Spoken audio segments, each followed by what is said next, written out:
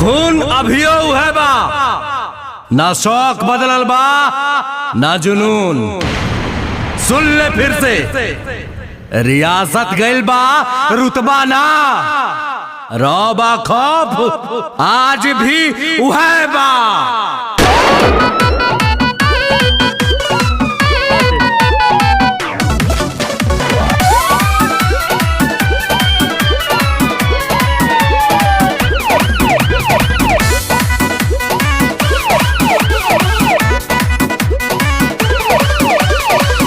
भोजपुरिया डरीला खाली बाप से, साच खाती लड़ जाई केहू के बाप से।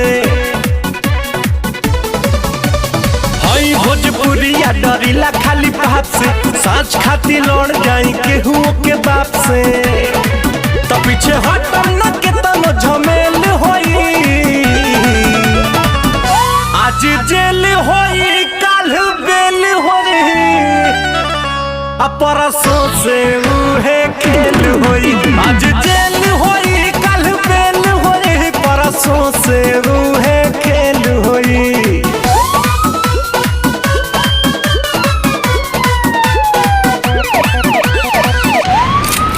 हथियार तो खाली शौक खातिर रखीला बाबू, खौफ खातिर नमवा काफी बा।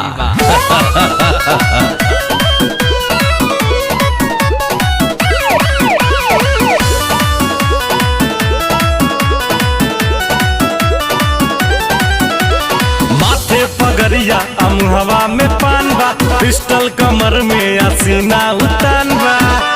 इहे तो असली भोजपुरिया के पहचान बा। इहे तो असली भोजपुरिया के पहचान बा। भारी सौ पाए के अकेल होई, आज जेल होई काल बेल होई, परसों से उहे खेल होई। आज जेल होई कल बेल होई, परसों से उहे खेल होई।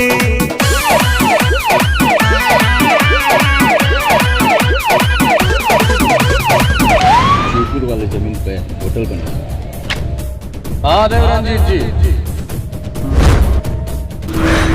आज से आपके प्राइवेट स्कूल में गरीब बच्चा मुफ्त में पढ़िए।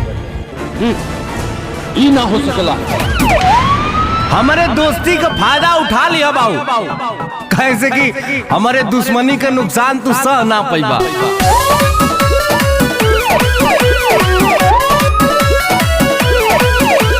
पाका हई हम अपना जुबान के, ले ले हम जान बात आई जान पे।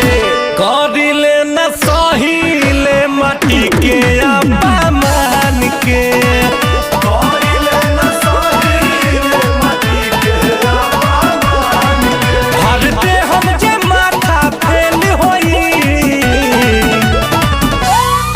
जेल होई काल बेल होई, परसों से उहे खेल होई। आज जेल होई काल बेल होई, परसों से उहे खेल होई। सिकंदर तो हम अपनी मर्जी से हैं, पर हम यहाँ दुनिया नहीं दिल जीतने आए हैं। आज जेल होई काल बेल होई, परसों से